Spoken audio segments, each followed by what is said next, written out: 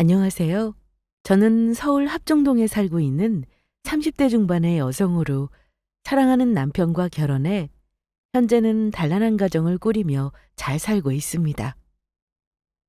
남편과 결혼한 지는 2년 정도 되었는데 지금의 행복을 찾기까지 정말 웃지 못할 많은 이들이 있었던 것 같아요. 제 인생을 괴롭힌 아주 지독한 인연이 있었거든요. 그 지독한 인연은 바로 남도 아닌 바로 저희 친엄마였습니다. 바람까지 피우고 집을 나갔던 엄마는 나중에 사기꾼이 되어 제 앞에 나타났던 겁니다. 게다가 결혼하려는 저를 이용해 저희 시댁의 돈까지 뜯어내려고 했죠. 저희 엄마는 엄마가 아니고 저에게 제 인생의 불행을 만드는 원수나 다름없었습니다. 하지만 그런 저희 엄마의 만행도 그리 오래가지는 못했습니다. 예상치 못한 순간에 저희 엄마가 인생의 매운맛을 제대로 보게 되었으니까요. 여러분은 살면서 부모가 있느니만 못하다고 생각하신 적 있으신가요? 그 생각을 했던 게 바로 저였습니다. 초등학교 어린 시절부터 들었던 생각은 저희 엄마 같은 사람이 차라리 없는 게 낫겠다고 생각했었거든요. 어린 시절부터 저희 아빠와 엄마는 사이가 별로 좋지 않았어요. 더욱 정확히 말씀드리자면 엄마가 저희 아빠 눈치를 많이 봤습니다. 그도 그럴 것이 저희 엄마가 아빠에게 잘못한 것들이 정말 많았거든요. 엄마는 제가 초등학교 3학년 때 다른 남자와 한번 바람이 나서 집을 나간 적이 있었습니다. 그러다가 제가 초등학교 5학년이 되던 해 다시 집에 돌아와서는 저희 아빠한테 무릎을 꿇고 제발 한 번만 봐달라고 울며 불며 매달렸었어요. 바람까지 피워서 다른 남자와 도망까지 간 엄마에게 아빠는 큰 배신감을 느꼈던 것도 사실이지만 하나밖에 없는 자식인 저를 위해 엄마를 용서하고 받아주셨습니다. 저를 엄마 없는 자식으로 키우고 싶지 않았던 것이죠. 그래서 엄마도 정신을 차렸는지 한동안은 저와 아빠에게도 잘하며 가정에 충실한 듯 보였죠. 바로 그 일이 있기 전까지는요. 제가 중학교 2학년이 되었을 때였는데 이상하게 엄마가 집안일에도 소홀히 하고 자꾸 외출이 잦아지더라고요. 게다가 아빠는 중소기업에서 일하며 기계설비 일을 하고 계셨는데 일이 많으신지 아침에 출근하면 늦은 저녁이 돼서야 퇴근하시는 날이 많았습니다. 그런데 제가 학교를 마치고 집에 가보면 엄마는 무슨 약속에 있는 사람처럼 잔뜩 꾸미고 밖으로 나가기 일쑤였죠. 그래서 전 그때 혹시 엄마가 다시 바람을 피우는 것은 아닌지 의심이 들어 아예 직접 대놓고 엄마한테 물어봤었습니다.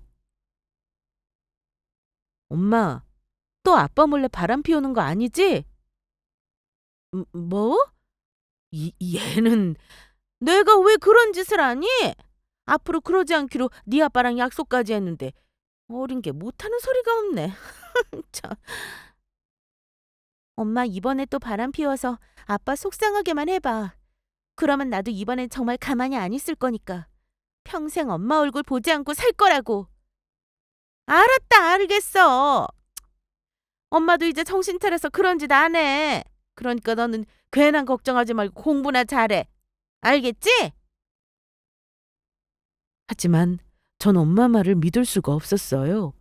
과거 전적이 있으니 엄마 말이 쉽게 신뢰가 가지 않았다고나 할까요? 그런데 어느 날인가 엄마는 기어이 저에게 들키지 말아야 할 비밀을 들통나게 됩니다. 제가 학교 끝나고 집에 도착하니 엄마가 거실에서 거하게 낮잠을 자고 있더라고요. 그런데 계속 핸드폰 문자 소리가 들리는 게 이상해서 확인을 하게 되었는데 그 내용이 정말 가관이었습니다. 순애야, 뭐하냐? 혹시 이 오빠 생각하나? 저번에 나 먹으라고 네가 만들어다 준 고사리랑 쥐나물 진짜 맛있더라. 불고기도 내 입맛에 딱 맞고. 역시 우리 순애 음식 솜씨는 알아줘야 한다니까. 이래서 오빠가 우리 순애를 사랑하지. 오늘 우리 만나기로 한 저녁 약속 안 잊었지? 그러면 우리 애기 이따 봐. 엄마는 제정신이 아니었습니다. 아빠가 야근까지 하며 힘들게 일해 번 돈으로 바람난 남자 반찬까지 만들어다 해다 바치고 있었던 겁니다. 전 엄마를 용서할 수 없었어요. 그래서 주방으로 가 바가지에 가득 물을 부어 자고 있는 엄마 얼굴에 부어버렸습니다. 그러자 엄마가 깜짝 놀라서 깨더라고요. 이게 뭐 홍수? 집안에 홍수가 났다. 빨리 도망을. 그러다가 바가지를 들고 있는 제 모습에 제가 물을 뿌렸다는 사실을 알고 엄마는 버럭 화를 냈습니다. 너 이게 뭐 하는 짓이야? 누가 엄마 자는데 물을 뿌리래? 그래서 저도 엄마 핸드폰에 있는 바람난 남자와 문자 내용을 보여주며 이야기했죠. 엄마야말로 이게 뭐 하는 짓이야? 다시는 바람 안 피운다더니 지금 아빠 몰래 또 바람 피우고 있었던 거야? 그것도 아빠가 힘들게 번 돈으로 그 남자 밥까지 해먹이면서? 엄마 정말 미쳤어? 저는 순간 너무 화가 나 엄마한테 버럭 소리를 지르고 말았고 엄마가 제 앞에서 무릎을 꿇고 빌었습니다. 보람아, 엄마가 잘못했어. 그러니까 한 번만 봐줘. 엄마가 이 아저씨랑 빨리 정리할 테니까 네 아빠한테만 비밀로 해달라고. 아니, 못하겠는데? 엄마 벌써 이번이 두 번째고 이젠 내가 용서 못하겠어. 아빠한테 엄마가 그동안 무슨 짓 하고 다녔는지 전부 말할 테니까 각오하라고. 그러자 엄마는 자신의 일에 반성을 하는 게 아니고 오히려 제가 들고 있는 엄마 핸드폰을 뺏기 위해 달려들었습니다. 너 정말 이럴 거야? 당장 내 핸드폰 내놓으라고! 싫은데? 이거 가지고 있다가 아빠 퇴근하면 바로 보여줄 거야! 이게 진짜? 엄마는 소리를 버럭 지르더니 아직 중2밖에 안 된 어린 자식인 저의 머리채를 잡았습니다. 하지만 저도 중학교 2학년이 되다 보니 어느 정도 몸집도 크고 나름 반항심이 생겨서 지지 않고 대들었어요. 저도 엄마 머리채를 같이 잡아버린 거죠. 너 이게 뭐 하는 거야? 너 지금 엄마 머리채 잡았어? 엄마가 먼저 내 머리채 잡았잖아. 엄마 같은 사람은 혼 좀 나봐야 해. 나 초등학교 때 엄마 바람 피워서 도망갔다고 동네에 학교랑 소문 다 나서 내가 얼마나 힘들었는지 알아? 얼마나 쪽팔렸는지 아냐고? 그렇게 엄마와 저의 육탄전이 시작됐어요. 그리고 한참을 싸우다 서로 지쳐 관두고 말았죠. 전 아빠가 퇴근하자마자 엄마가 바람 피운 사실을 알려드렸고 그날 아빠와 엄마는 밤새도록 언성을 높이며 싸우게 되었습니다. 하지만 아빠가 엄마에게 화를 내서인지 엄마는 한동안 반성하며 조용한 듯 보였죠. 그 모든 것이 저의 착각인 줄도 모르고요. 엄마가 아빠한테 만나고 있는 남자를 정리하겠다고 약속까지 해 전 정말 그런 줄 철석같이 믿고 있었거든요. 그런데 어느 날 학교 끝나고 집에 들어오자마자 집안에 도둑이라도 든 것처럼 난장판이었던 겁니다. 엄마! 엄마! 어디 있는 거야? 엄마! 그러나 집에선 아무런 소리도 들려오지 않았고 저는 혹시나 하는 불길한 생각에 제 방으로 들어가 제가 아끼던 돼지 저금통을 확인하려고 했습니다. 제 돼지 저금통은 어린아이 키만한 것으로 제가 6살 때부터 모아두었던 제법 돈이 들어있던 것이었어요. 그런데 얼마 전 엄마가 제 돼지 저금통을 보며 배를 가르면 큰돈이 나오겠다고 하던 말이 생각나 저금통을 확인하려 했던 겁니다. 그리고 역시나 엄마가 또다시 바람난 남자와 도망간 것이 맞는지 제가 6살 때부터 모아두었던 돼지 저금통은 사라진 뒤였습니다. 또다시 저와 아빠를 버린 것도 모자라 어린 자식이 모아두었던 돼지 저금통까지 들고 도망을 간 엄마를 보며 전 정말 배신감에 눈물을 흘렸습니다. 비록 어린 나이였지만 정말로 앞으론 영원히 엄마를 보지 말아야겠다고 생각했어요. 엄마와의 인연을 끊기로 그날 제 마음속으로 맹세를 했던 거죠. 하지만 정말로 큰일이 터진 건 바로 그날 저녁이었어요. 엄마에게 돈을 빌려줬다는 빚쟁이들이 갑자기 저희 집에 들이닥친 겁니다. 엄마가 도망을 갔다는 제 연락을 받고 급히 퇴근하고 돌아오신 아빠는 갑자기 들이닥친 엄마 빚쟁이들까지 상대하며 당황해서 어찌할 바를 몰라 했습니다. 그러는 사이 빚쟁이들은 집 안에까지 들어와 당장 돈을 내놓으라고 난리를 피웠고요. 하지만 결국 돈은 엄마가 아빠에게 동의도 없이 몰래 빌린 거고 저희 아빠와는 상관없는 일이니 아빠가 경찰을 부르며 일은 일단락되게 되었습니다. 그 이후로 엄마는 사기죄로 빚쟁이들한테 고소를 당해 경찰에서 찾고 있다는 소식이 들렸습니다. 그러나 아무 죄도 없는 아빠에게라도 엄마에게 빌려준 돈을 받겠다고 찾아오는 사람들 때문에 아빠와 저는 결국 이사를 가게 되었어요. 아빠는 엄마 때문에 오래 다니던 회사도 관두며 옮기게 되었고요. 그렇게 아빠와 저는 서로를 의지하며 살았어요. 아빠는 엄마한테 질려서인지 재혼은 꿈도 꾸지 않고 저를 돌보며 일에만 신경 쓰셨습니다. 그래서 저도 혼자 고생하시는 아빠를 보며 열심히 살아야겠다는 생각이 들었죠. 나중에 성공해 아빠에게 효도를 해야겠다는 마음이었습니다. 그렇게 저는 고등학교를 졸업하자마자 미용실에 취직해 스텝으로 일을 하기 시작했습니다. 제가 사실 어렸을 때 꿈이 헤어 디자이너였거든요.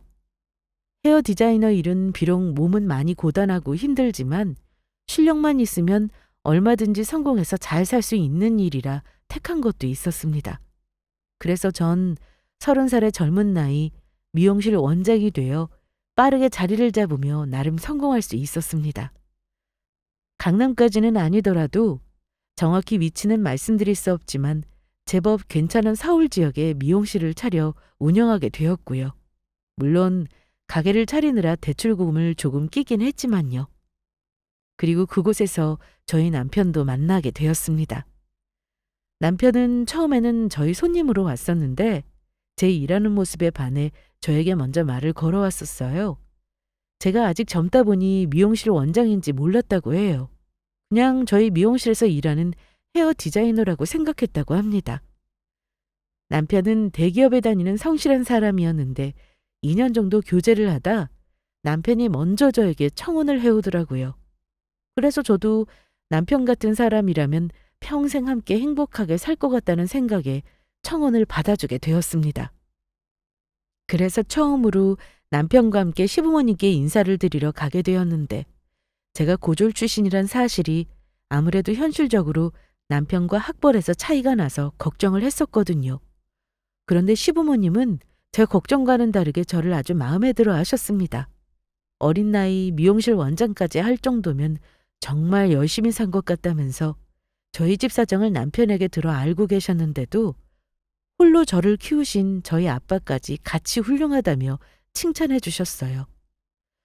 그렇다고 시부모님께서 제가 미용실 원장이라 돈을 잘 벌을 것 같다는 생각에 저에게 잘해 주셨던 것도 아니었고요.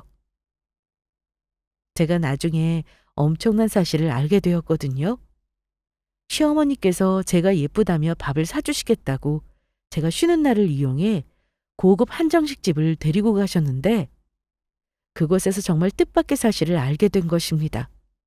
시어머니가 예약한 룸에 들어가 음식을 주문하고 기다리고 있는데 갑자기 음식점 사장님이 나타났던 겁니다. 음식점 사장님은 50대 정도의 중년 남자분이셨는데 저희 시어머니를 아주 반갑게 맞이해 주시더라고요. 아이고, 김 사장님 오셨습니까? 왜 요즘 저희 가게에 뜸하셨던 거예요? 이 사람이 진짜 그 사장님 소리 좀 하지 말래도 그냥 내 이름 석자로 김석희 씨나 그것도 좀 부담스러우면 김 여사님이라고 부르라고 하지 않았어. 아무리 그래도 어떻게 저희 가게 건물주이신 김 사장님을 이름이나 여사님으로 부릅니까? 제가 들은 한정식집이 있던 건물이 작은 것도 아니고 제법 크다면 큰 건물이었는데 저희 시어머니가 건물주란 소리에 저는 깜짝 놀라고 말았죠. 네? 어머니께서 여기 건물 주인이시라고요? 아유, 이 김 사장님이 예쁜 젊은 아가씨랑 왔다고 해서 누군가 했더니 미래 며느리셨나 보네요. 혹시 김 사장님이 여기 건물주인 거 아직 예비 며느리분께 말씀 안 하셨는데 제가 실수한 건지 모르겠습니다. 박 사장 괜찮아. 안 그래도 우리 예비 며느리한테 그 말 해주려고 여기로 같이 밥 먹으러 오자고 한 거니까. 계속 말 안 하고 있는 것도 왠지 사람을 속이는 것 같기도 해서 말이야. 그렇습니까? 그러면 저는 이만 가볼 테니 두 분 맛있게 식사하시고 가십시오. 주방장한테 말에 신경 써서 음식 만들라고 하겠습니다. 그렇게 가게 사장님이 나가고 제가 당황한 모습으로 있자 시어머니께서 웃으면서 말씀하셨습니다. 보람아, 많이 놀랬냐? 네, 어머니 조금 놀랐어요. 그리고 전 그때 큰 고민을 하게 되었습니다. 아무리 생각해도 시어머니께서 건물주라고 하시고 엄청 잘 사는 것 같은데 저 같은 사람이 남편과 결혼해도 되는지 말이에요. 물론 사람이 조건으로만 따지면 안 되겠지만 그래도 그게 어느 정도 선이라는 게 있지 제가 너무 부족하다는 생각이 들었거든요. 게다가 시부모님께 인사드리려 시댁에 찾아갔을 때도 두 분이 워낙 검소하게 사셔서 잘 사는지 몰랐고요. 그런데 그런 제 속마음을 읽으신 건지 시어머니께서 먼저 말씀하셨습니다. 보람아, 혹시 내가 건물주란 소리에 우리 아들이랑 차이 많이 난다고 생각해서 지금 걱정하는 거냐? 네, 어머니, 솔직히 말씀드리면 그래요. 제가 정말 지훈 씨랑 결혼해도 되는 건지 갑자기 고민이 되네요. 보람아, 전혀 그럴 필요 없다. 건물이야 나 혼자 것도 아니고 남편이랑 나랑 공동명의로 되어 있는 거다. 그리고 우리 아들이 결혼할 뻔하다 헤어진 여자 있었단 이야기 너도 들어 알고 있지? 사실 그때 헤어진 게 우리 집 재산 보고 그 아이가 우리 아들한테 일부러 접근한 거였더구나. 어쩐지 우리 아들이랑 결혼하기로 약속하자마자 결혼 전부터 해오는 것도 없으면서 집이며 예물이며 게다가 그 아이 부모들까지 어찌나 손을 벌리던지 그래서 파혼하고 헤어지게 되었던 거다. 우리 아들도 나중에 그 아이가 재산 보고 접근했다는 거 알고 크게 충격받았었고 많이 힘들어했어. 그런 일이 있었는지는 전혀 몰랐었네요. 지훈 씨가 상처 많이 받았겠어요. 그래서 이놈이 한때 방황도 하고 해서 과연 다시 여자를 만나 결혼할 수 있을까 걱정했는데 너를 갑자기 데리고 왔지 뭐냐. 우리 집이 어떤지 말해주지도 않았고 우리 아들 하나 보고 결혼 결심했다는 말에 우리 아들이 이번에는 정말 제대로 된 여자를 만나 결혼하는구나 싶었다. 다른 사람 이용해서 잘 살려고 하지도 않고 스스로 힘으로 그 젊은 나이에 성실히 일해 미용실 원장까지 된 거 보면서 사람이 됐다 싶었어. 그러니까 보람아, 앞으로 우리 아들 잘 부탁하마. 어머니 좋게 봐주셔서 정말 감사합니다. 그러면 저 지훈 씨랑 행복하게 잘 살도록 노력해 볼게요. 제가 많이 부족하겠지만 어머니 예쁘게 봐주세요. 부족하기는 나는 우리 보람이가 예뻐 죽겠구만. 나야말로 앞으로 잘 부탁하마. 그때까지는 별탈 없이 모든 일이 진행되는 듯 싶었습니다. 저희 아빠도 진작 남편을 보고 몹시 마음에 들어 하셨고요. 그래서 앞으로는 정말로 행복하게 살 날만 남았다고 생각했어요. 바로 그 일이 터지기 전까지는 말이에요. 제가 결혼을 준비하는 도중 상상치도 못한 대사건이 터지고 말았던 겁니다. 그날도 어김없이 미용실에서 찾아온 손님들의 머리를 만져드리며 일을 시작하고 있는데 저희 직원이 급하게 와서 이야기하더라고요. 원장님, 어머니께서 찾아오셨는데요. 어? 우리 어머님이 찾아오셨다고? 오늘 오신다는 말씀 없으셨는데. 알겠어. 그래서 어머니 지금 어디 계셔? 내가 바로 갈게. 그래서 손님 머리가 끝나고 바로 직원이 알려준 자리로 가 찾아온 사람을 확인한 순간 저는 아주 깜짝 놀라고 말았어요. 그동안 잊고 살았던 결코 보고 싶지 않은 얼굴과 마주하게 되었으니까요. 바로 저희 친엄마 말이에요. 엄마를 보는 순간 전 온몸에 소름이 돋았어요. 그런데 제가 당황하는 사이 엄마는 저를 보더니 갑자기 눈물을 흘리더군요. 우리 딸 잘 지내고 있었어? 엄마가 살면서 그동안 우리 딸한테 연락도 못하고 많이 섭섭했지? 엄마가 그때 널 그렇게 떠나서 정말 미안해. 사실 그때 너랑 네 아빠 떠나고 나서 나도 후회 많이 했다. 늘 네 생각뿐이었어. 당신이 무슨 낯짝으로 여기를 찾아와? 어떻게 알고 찾아온 건데? 네 아빠 친구가 알려줘서 알았다. 네 아빠는 모르고 있었겠지만 네 아빠 친구랑 내가 계속 연락하고 지냈거든. 그래서 우리 딸 결혼한다는 소식 듣고 이렇게 기뻐서 찾아온 거야. 게다가 네 시부모님 될 사람들이 아주 돈 많은 건물주라며? 아유, 이제 너도 고생 끝이겠구나. 너무 잘됐다. 어린 것이 엄마 없이 그동안 얼마나 혼자 고생이 많았을꼬. 어디서 우는 쉬늉이야? 그 고생하게 만든 게 누군데? 당신은 눈물 흘릴 자격조차 없는 사람이라고. 아빠는 제가 좋은 집에 시집간다는 말에 제 결혼 소식을 알리고 친구분들에게 자식 자랑도 하고 싶어 시부모님이 건물주란 사실까지 말씀하셨던 것 같은데 그중에 엄마랑 연락하는 친구분이 있을 줄은 몰랐던 것입니다. 하지만 전 엄마가 반성을 했든 말든 용서해줄 마음이 전혀 없었어요. 어린 시절 아빠와 저를 그 고생을 시키며 힘들게 만들었던 생각을 하며 아주 이가 갈렸으니까요. 그래서 전 엄마에게 이야기했죠.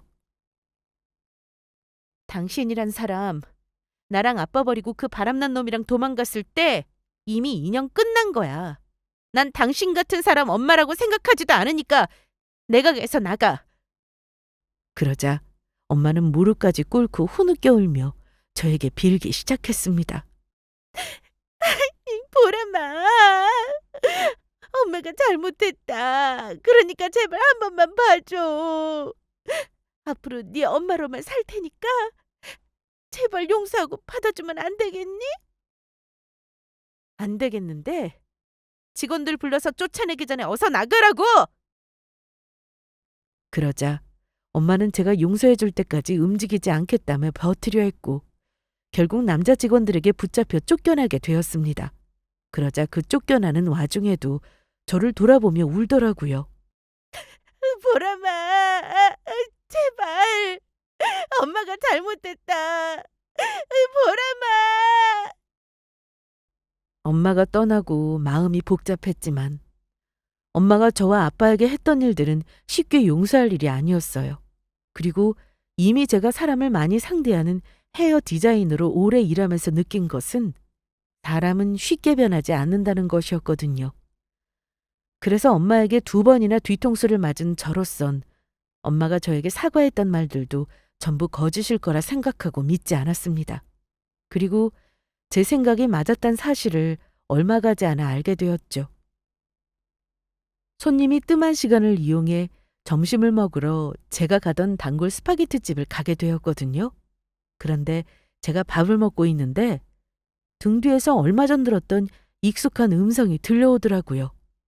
바로 저희 엄마였는데 제가 식당에 들어왔다는 사실도 모르고 아주 열심히 밥을 먹으며 전화로 주인과 통화를 하고 있었습니다. 그리고 그 내용이 아주 가관이었죠. 그렇다니까.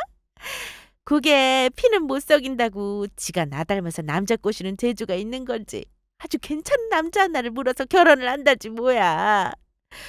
시부모가 자그마치 건물주다 건물주?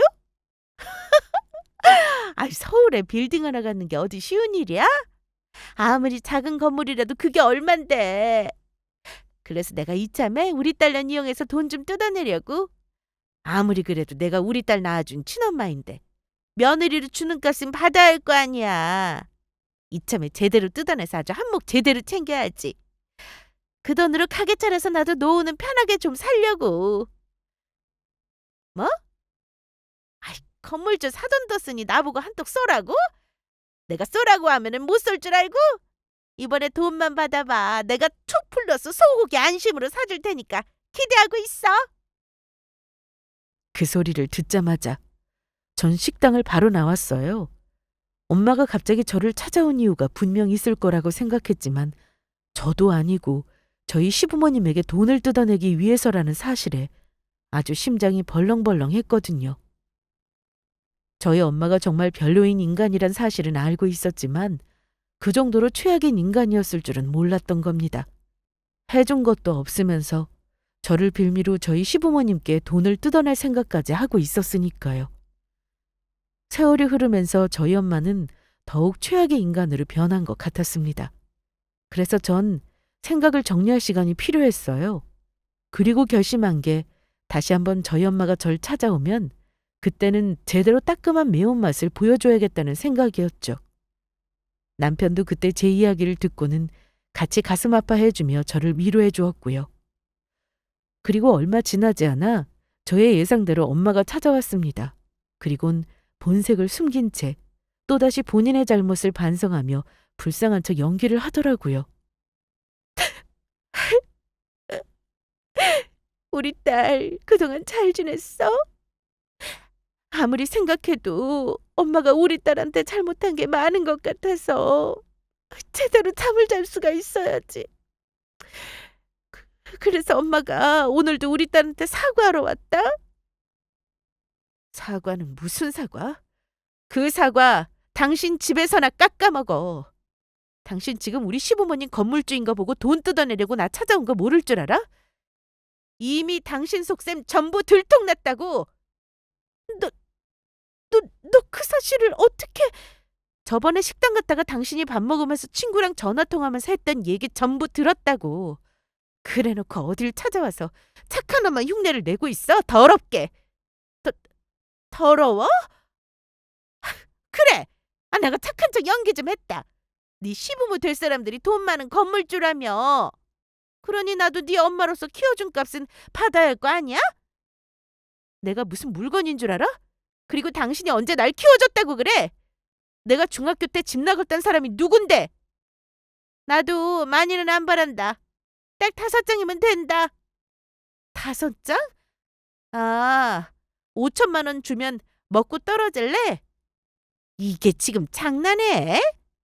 너희 예비 시부모님이 나한테 딱 5억만 주면 다시는 네 앞에 안 나타나겠다는 소리야. 너희 시부모 죽으면 그 재산 모두 우리 사위 거 될 거고, 그러면 네 거나 마찬가지인데 5억 정도면 푼돈 아니냐?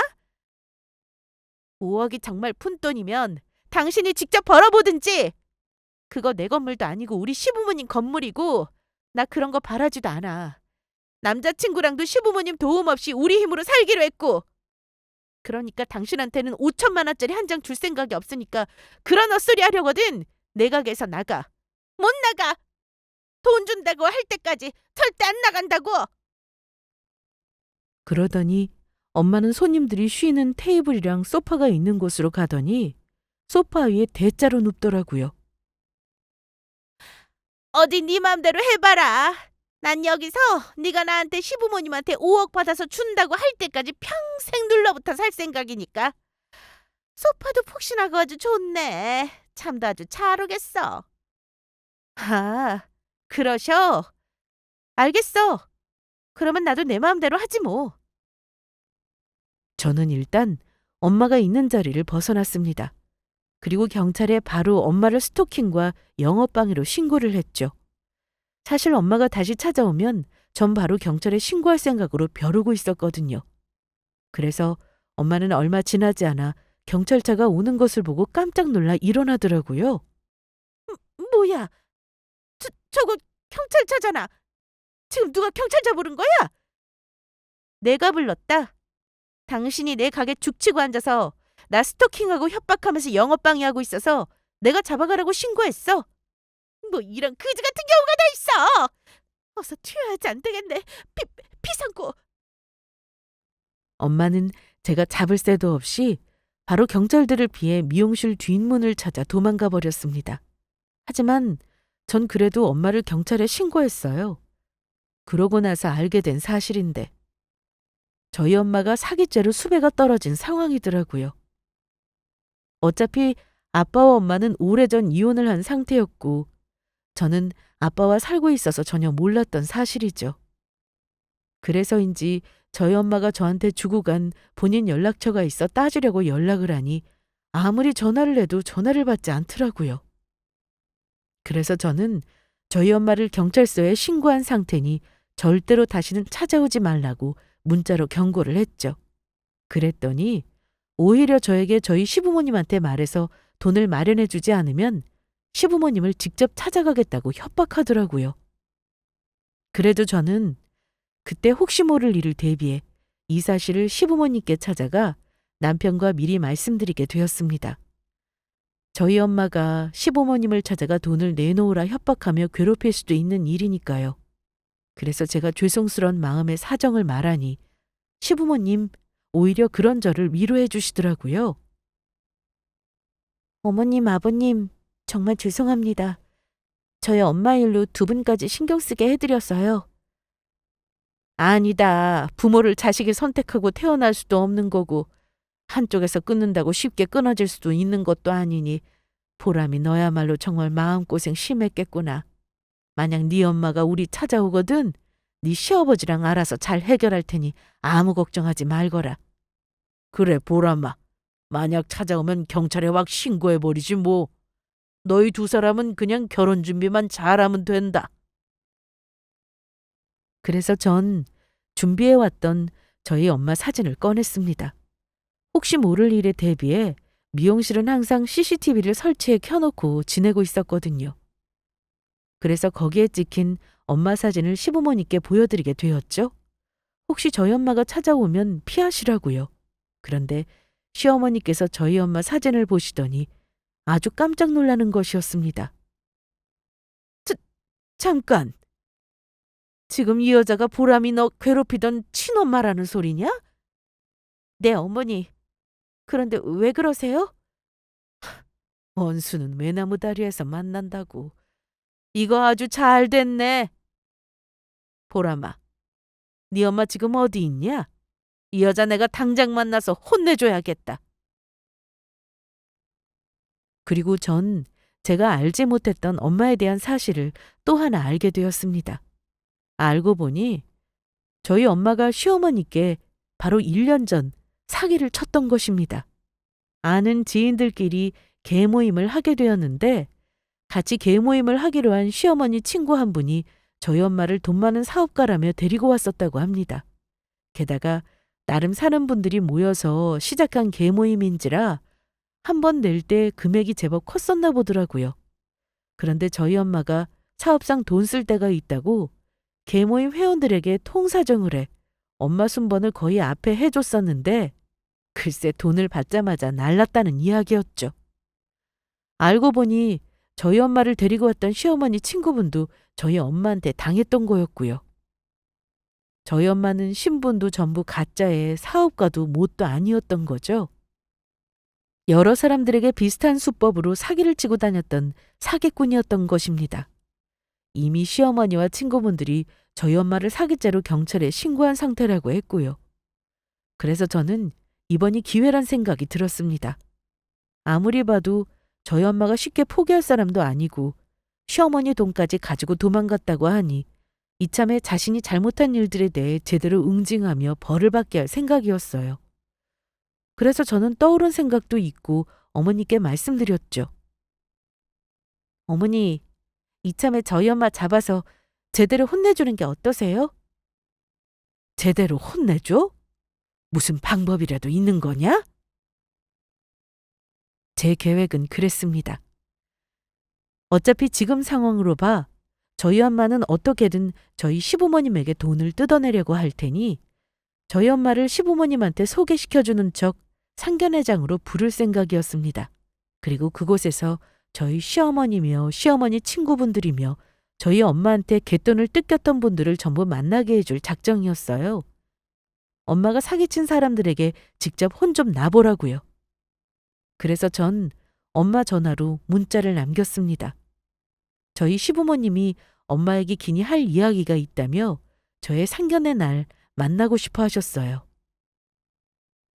그러자 엄마는 저희 시부모님이 자기에게 돈이라도 주는 줄 알고 기뻐하며 당장 나오겠다고 하더라고요. 그날이 엄마 인생 종치는 날인지도 모르고요.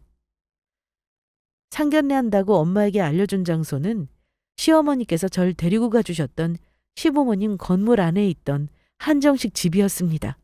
그리고 엄마는 상견례 날 약속 당일 그 자리가 자기 제삿날이 되는 줄도 모르고 신나서 정말로 찾아왔어요.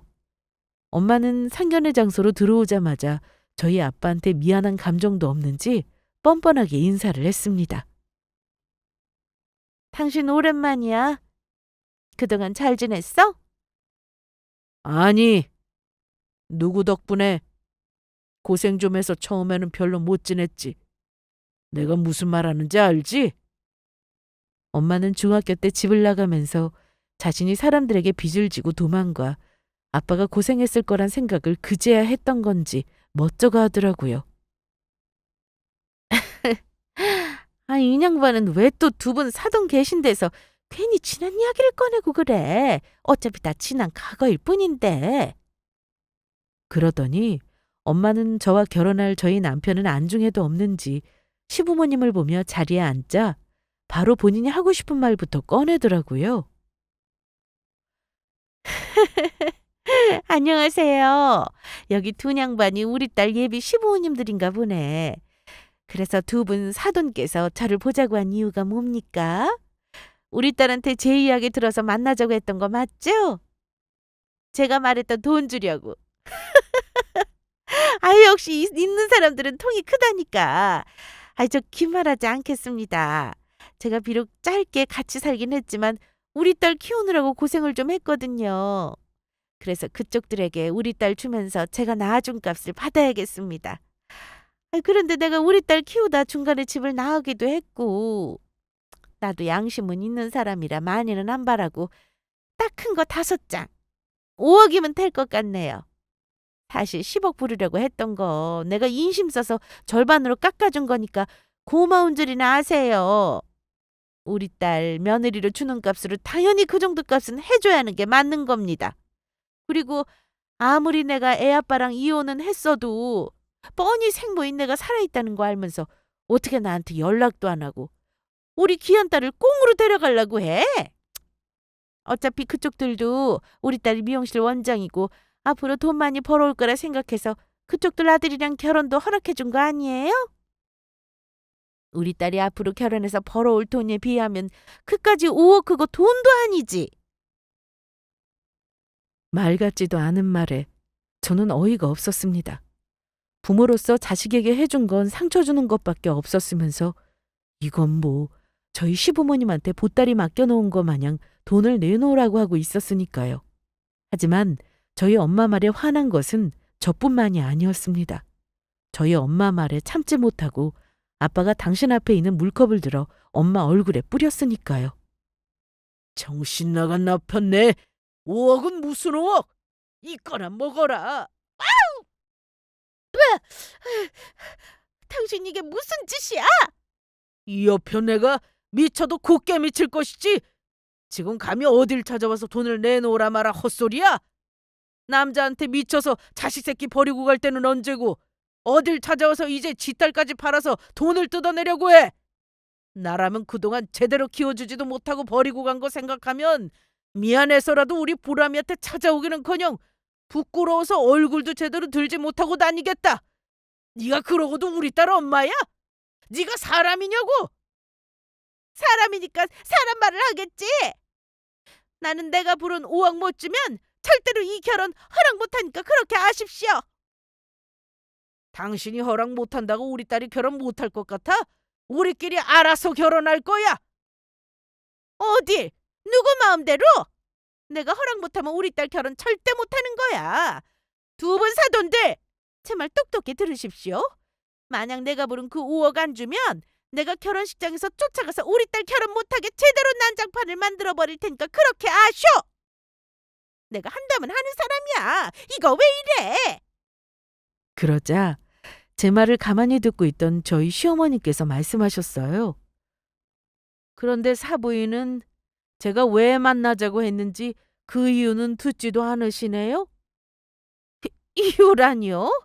조금 전 내가 말한 대로 나한테 돈 주려고 만나자고 한 거 아니었어요? 그나저나 사부인, 우리 어디서 많이 본 것 같지 않아요? 나는 사부인이 아주 낯이 많이 익는데. 내가 그쪽을 언제 봤다고 그러세요? 난 태어나서 처음 보는구만. 야, 정순애! 너 정말 내 얼굴 못 알아보겠어? 내가 바로 1년 전에 나한테 돈 많은 사업가인 척 이름이랑 신분까지 속이고 우리 개 모임에서 내 돈 들고 튀었던 거 벌써 잊었냐고? 얼마나 사기를 치고 다녔으면 지가 사기쳤던 사람 얼굴도 기억을 못하는 거야? 그래서 네가 우리 며느리 친엄마란 사실 알고 내 떼어먹은 개돈 내놓으라고 그 말 하려고 보자고 한 거다. 너 당장 그때 떼어먹었던 내 개돈 내놔! 내 돈 내놓으라고! 그, 그게 무슨 소리야? 나는 이제껏 살면서 남한테 피해 안 주고 착하게만 살아서 그런 짓 하고 다닐 수가 없는 사람이라고? 그쪽이 사람 잘못 봤나 보네. 그러면 난 바쁜 일이 있었던 게 지금 생각 막 나서 이만 가봐야 할 것 같네. 우리 돈 이야기는 나중에 다시 만나서 하자고. 잘못 보긴 뭘 잘못 봐. 그러면 내가 너한테 직접 확인시켜주면 되겠네. 그렇게 말하며 예비 시어머니는 바로 어딘가로 전화를 거셨어요. 그리곤 말씀하셨죠. 그 사기꾼 여기 와 있으니까 빨리 와. 지금 다 같이 들어오면 돼. 시어머니의 말에 저희 엄마는 낌새가 이상하다고 느꼈는지 문을 열고 바로 도망치려고 했습니다. 하지만 그럴 수가 없었어요. 저희 아빠랑 남편이 엄마가 도망가지 못하도록 붙잡아 버렸거든요. 어딜 도망가려고? 당신 사기친 적 없다며? 그런데 왜 사부인 전화에 도망가려고 하는 건데? 나 이거 놓지 못하겠어? 내가 지금 바쁜 약속에 있다고 하잖아. 초면에 이러긴 죄송하지만 절대로 못 보내드립니다. 저희 엄마한테 사기친 돈 전부 주고 가세요. 이대로 보내드리면 또 우리 보람이 찾아와서 못 살게 괴롭히려고 그러시는 거죠? 안 돼, 이거나. 여기서 내 인생 종칠 수 없다고. 그리고 그 순간 저희가 있던 방 안으로 여러 명이 들어왔습니다. 다름 아닌 시어머니와 함께 저희 엄마한테 갯돈 사기를 당한 계모인 분들이셨어요. 저희 엄마에게 사기를 당했던 계모인 분들은 저희 엄마를 보자마자 머리채를 잡으셨습니다. 너 이 사기꾼년 여기 아주 잘 만났다. 감히 내 돈 들고 튀어? 너 우리 돈 가지고 어떻게 했어? 그 돈으로 뭐 한 거냐고? 너 나한테 사기치려고 잘 나가는 사업가라고 일부러 접근했던 거지?